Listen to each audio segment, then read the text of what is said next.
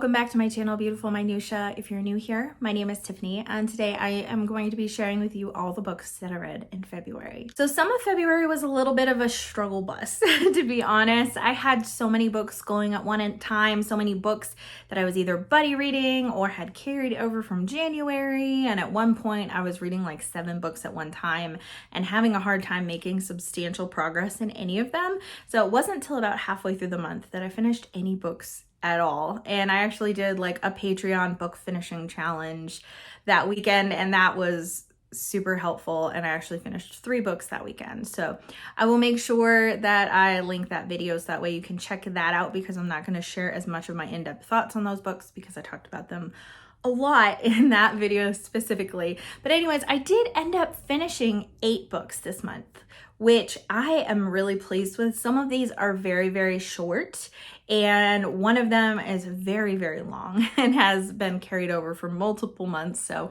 I'm happy to finally have completed that. And then I do have one DNF that kind of goes along with a very specific kind of fail in my reading in the month of February. I'm gonna actually start with my DNF and my fail. So I DNF'd Evelina by Frances Burney, which was the group read for Febregency. Just really struggled with it. Honestly, I didn't even get that far into it. I already know that I am not a big fan of epistolary novels. I actually have a hard time getting into them at all, and most of the time I end up DNFing epistolary novels, and the ones that I've gotten all the way through, there's only one that I've actually enjoyed, and I'm convinced the reason I enjoyed it is because there was an introduction that set up the whole story, and then the rest of the story was letters. And so because there's like no introduction or anything and it's just letters right from the get-go, I don't know, there's something about that I really struggle to connect with, and I think that I'm very much in the minority with that opinion, and it's not going to prevent me from trying epistolary novels in the future, but I just know that that is something that I struggle with. So to be fair, I did not give Evelina much of a chance at all. It could be an absolutely wonderful book. I just was struggling with the letters. I was realizing how long it was and how many other books I had on my TBR and how many other commitments I had going on. So I just let that one go, which comes around to the fact that I let go all of my Febregency plans entirely. I did not read the William Cooper biography that I was planning to read by John Piper. I did read some poetry. That's all that I did. I read some Cooper, and I read some Shelley, and I read some Wordsworth and some Byron. So I did read some romantic poets and really enjoyed that. And I also made some Scotch eggs, which is a Regency era recipe, which are basically like boiled eggs that you then wrap in like sausage, and then you cook them, and they're really delicious, and I really enjoyed making those. And I was gonna have some sort of like the Regency blog where I talked about all that kind of stuff and like what I was reading and shared me making that, and since I didn't end up reading anything, I didn't end up sharing about the Scotch eggs either. So Febregency as a whole was unfortunately a little bit of a fail for me this year. Okay, now let's dive into the books that I did finish. So the first 3 books are all books that I finished in the vlog that I already mentioned. So one of those is The Good Neighbor by Maxwell King, I think. Anyways, I listened to the audiobook of this. I listened to this with a subscriber friend, Victoria, and we were talking about it. We both grew up absolutely loving Mr. Rogers, and this audiobook is narrated by LeVar Burton. So it's like you're hearing a story about Mr. Rogers on Reading Rainbow. It's really nice. Highly recommend it. I do feel like I gave it 4 stars overall because I felt like it was repetitive at times, and I also felt like the author kind of put some of his thoughts and feelings and like projected them onto Fred Rogers and interpreted some of the things that he did and said in a way that I'm like, I'm not really sure how you're getting that. Are you assuming this? Or I don't know. It just seemed like there were just certain things that didn't need to be included because they didn't feel necessarily factual. So I still enjoyed it and gave it 4 stars, but it was not perfect. So then I also finished The Prisoner of Zenda by Anthony Hope. This is on my Read or Rid project, and it was okay. Like, I think I gave it 3 stars. It's a classic action adventure swashbuckling story. And I don't think that's usually my jam. So that's part of the reason it didn't get a higher rating for me. It was fine. Like, I don't have massive complaints about it. It's about this young man who is just kind of irresponsible, and he decides before he settles down to be responsible, he's going to go on this trip to another country. When he gets there, he discovers that he looks almost identical to the king of the place where he goes. So then the story just kind of goes from there. And I could see a lot of people thinking that this was really fun, but it was just kind of meh for me. And the last book I finished in that vlog was The Unexpected Mrs. Pollifax by Dorothy Gilman. This book was so much fun. It's about this older lady who is retired. All her children are grown. She's a widow, and she's just feeling pretty discontent with her life and the clubs and the things that she's doing in her day-to-day life, and decides that she wants a little adventure to spice up her life. So she goes to the CIA and says, hey, I want to be a spy. And the hilarious part to me is that they accidentally send her on a mission, and it's so funny. I alternated between the physical book and the audiobook for this. The audiobook is excellent, and it was just a fun ride. Okay, moving on. I buddy read The Pere Goriot by Honoré de Balzac with Sandy from Miss Reads a Lot, and this book, I have mixed feelings on this book, unfortunately. I love the writing in it. I think the writing is just amazing. Parts of it are so funny, parts of it are insightful. I was really surprised at the level of humor in this book, because it definitely from the very beginning like warned you like, hey, this is a tragic story. And I'm like, well, that checks out with French literature. So it is tragic, but there's a lot of humor intermixed, which really helps soften the blow, so to speak. I found a lot of the characters in this book to be incredibly frustrating, which was kind of the point. So it's about this man, Pere Goriot, and he starts out in this establishment, and he is very rich, and he's living in this boarding house, and the boarding house has, different rooms that are based on how much you want to pay. So he's in the most expensive room. And then as time goes on, he keeps losing money, and he ends up living in like the poorest part of the house, and is kind of looked down on by most of the boarders, and they're all kind of speculating why he is the way that he is, why things have happened, why is he losing money, all these kinds of things. And then it really follows him and then another one of the boarders who is a student named Eugene, and their paths really are very intertwined in this book. And I liked Eugene and Pere Goriot for the most part, but the ending really frustrated me, especially with Eugene. Because I thought that there was certain character growth things that were happening, and then at the end of the book it seemed like it kind of negated some of that, unfortunately.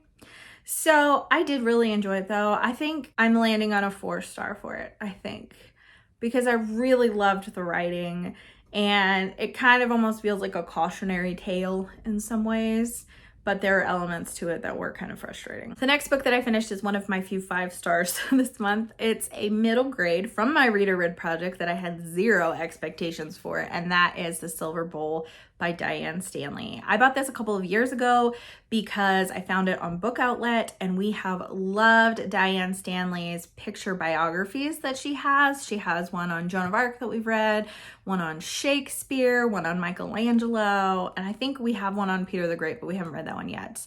We love her biographies, and I love her writing, and I thought that this was a historical fiction, and as it turns out, it is definitely a fantasy. It is set in kind of like a medieval feeling setting, so it does feel a bit historical, but it's not based in any like real place at all. So it's about this young girl, Molly, and she is in a poor family, and she finds out when she's pretty young that she has this gift to sometimes be able to see the future, and whatever she sees it as like a vision, and it comes true.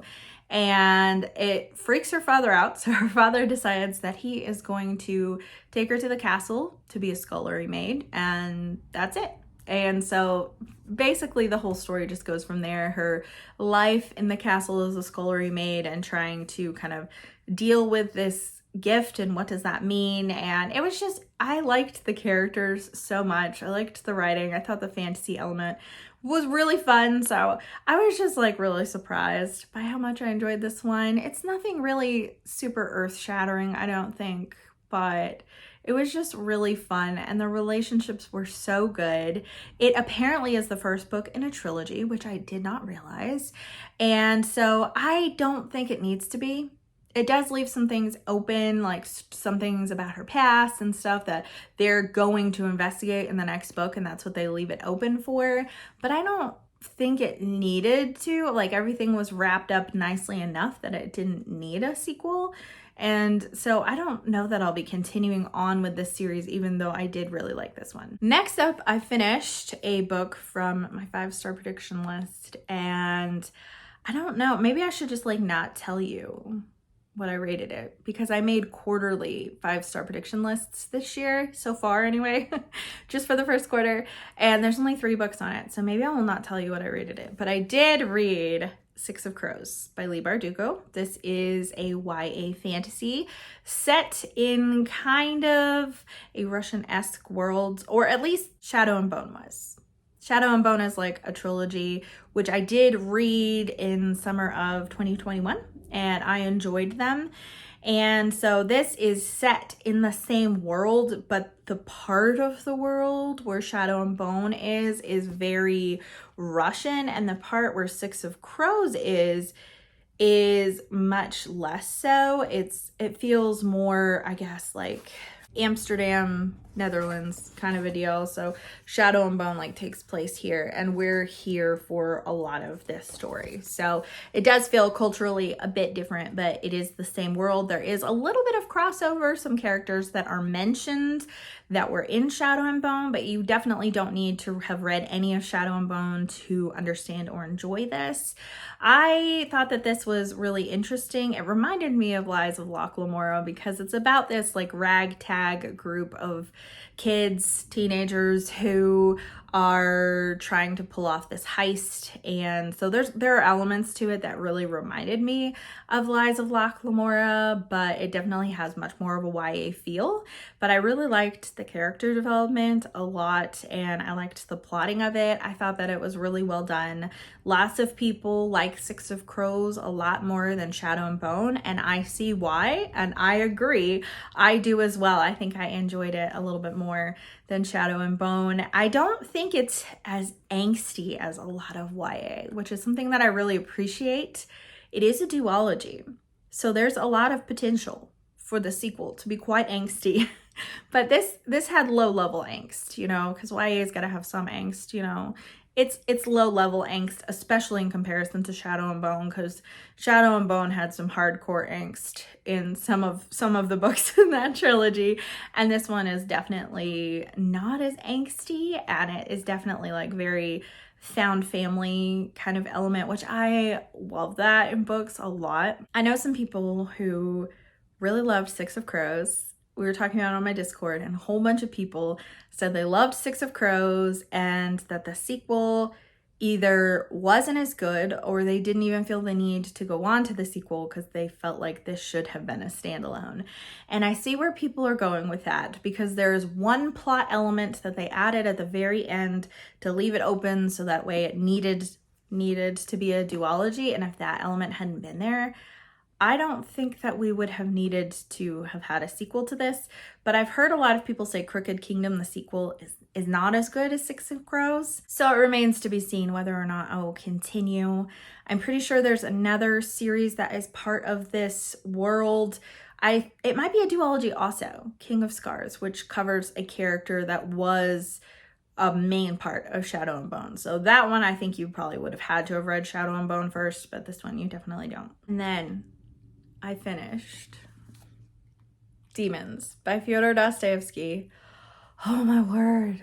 I've been reading this book for a long time. I started it in December, and it was meant to be a read-along for December, January, and February with a literary discourse Discord. So I have been reading and chatting about this with Stephanie from Miss Richards Reads, Kate from the Literary Apothecary, and Una from the Codex Cantina. And I don't even know what to tell you about this book. I don't even know. I loved it. so much. I feel like it was a much more quickly plotted Dostoevsky than a lot of Dostoevskys that I have read. I feel like there is so much intrigue in this story. So this is the first Dostoevsky that I have read that is written in a first person narrative, which is really, really interesting. So we have a narrator, and for a while we don't even know what his name is for like a really long time. And he's just talking about these people that he's spending time with, and he has a lot of foreboding and foreshadowing that's happening where he's like, this is going on, but I didn't know what it would lead to. And you're like, what do you mean? Like, what is going to happen? And so there's a lot of kind of like political intrigue with this story, because there's a lot of kind of secret groups that are meeting and doing things, and you know, that kind of a thing, which is not uncommon in Russian stories at all. And so it's really interesting, because I felt like it was one of those books where I'm reading it and I'm like, is this really what's happening? Like, who do I trust? I feel like you feel a lot of unease as you're reading this, because you just don't know where it's going, what's happening, and I don't even know how to give you any sort of concise like plot. This is what it's about. I actually ended up reading like the second half of this in February, so I read a lot of this chunker and there's a lot of annotating that happened in this book. I loved it. I was just like blown away by it, and it, like I said, I feel like it is, the plotting is just like crazier than a lot of Dostoevsky books, which is saying something, because there is a lot of drama that happens in Dostoevsky books. But I feel like the formula that you see in a lot of Dostoevsky books is part one, you start with this big cast of characters, there's like this inciting drama that happens. And then you get to part two of the book, and part two is very philosophical and kind of slower. And then you get to part three, and there's a big climax, and it gets like crazy again. Demons does not follow that format at all. When you first start out, you're zoomed in like two characters, and then you slowly pan out. And I felt like it had a lot of action the whole way through, and rather than humongous philosophical chunks that I sometimes see in Dostoevsky books, I felt like this one had more small conversations scattered throughout, rather than like, and here's 3 chapters on a philosophical discussion that 2 characters are having. It was much less drawn out than that, I think. So it was really interesting. I am going to try to put out a video discussing some of the themes in this book that I found especially thought-provoking. There's some things that I really want to talk about. So I will probably be putting out a video discussing that soon. It probably will have some spoilers in it, but I gotta talk about it, you know? And then the last book that I finished in February was a short one. That's Heart of Darkness by Joseph Conrad. This was the pick for my Patreon book club in February, and this is our very first group read that we're doing. And so it's interesting. This is a book that I think has some very polarizing opinions on it, particularly because a lot of kids had to read this in high school. And as I was reading it, I was like, well, no wonder like high schoolers hate this. No wonder. It's kind of like when kids are forced to read Lord of the Flies with like this really tough and symbolic content scattered throughout, but it's like very brutal in places.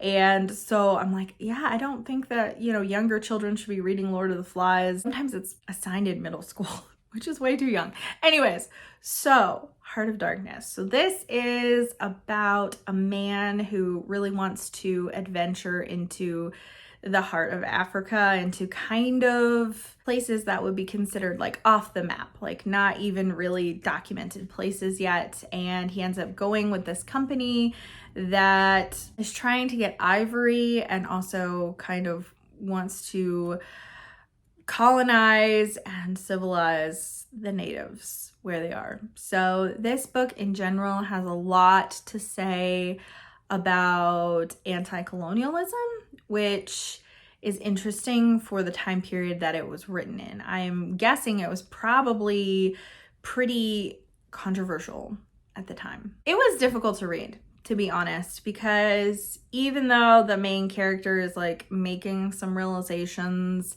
and there are some points that Conrad's trying to make against colonization and stuff, it still felt like very racist, and it is. So it was hard to read at times for that, and it is not happy.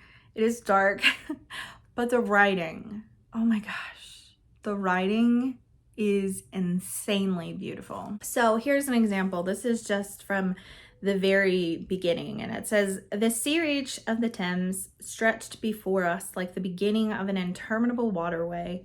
In the offing, the sea and the sky were welded together without a joint, and in the luminous space, the tanned sails of the barges, drifting up with the tide, seemed to stand still in red clusters of canvas sharply peaked, with gleams of varnished spirits. A haze rested on the low shores that ran out to sea and vanishing flatness." And so it's just like, it's so vivid, it's so lush, it's just like very, very beautiful prose, and it's just really wonderfully written. It makes me want to read more Conrad, and like a lot of the meaning that's tucked in a lot of this is like so deep and just so well written. But I don't know that I would say that I like also like truly enjoyed all of it. So I'm torn on this. I actually do not have a star rating for this one yet. I haven't even said that I've finished it on Goodreads yet, because I can't figure out what I want to rate it. Because it's like, if I'm rating it for the writing, 5 stars easily. So I'm just trying to figure it out. I feel like after I have the Patreon discussion, I'll probably have a better idea of what I want to rate it. And the Patreon discussion is the day that this video is coming out. So it's going to be after I have filmed this. So I guess you can keep an eye out on Goodreads if you're really curious what my star rating ends up being. But yeah, this is really interesting. So those are the books that I read in February. I enjoyed a lot of them. I think that there was only like one book that I really didn't enjoy that much, and that was The Prisoner of Zenda. The rest of them were pretty enjoyable, but I wouldn't say that most of them were like excellent, like, oh my goodness, I'm going to be thinking about these books for a long time, other than Heart of Darkness and Demons. Those are books that are going to be just like living in my brain for a really long time. So I feel like I ended the month on a bang with those two because they were just incredible. I'd love to hear from you in the comments down below. Have you read any of the books that I read this month? And if so, what were your thoughts? Did you agree, disagree? If you've read Heart of Darkness, what were your thoughts? Because I feel like that's a controversial one, much like Lord of the Flies. And I'd also love to hear, what was your favorite book that you read in February? Thank you so much for watching. If you like this video, please hit like and also subscribe so you can continue to see more bookish content from me, and I will see you again next time.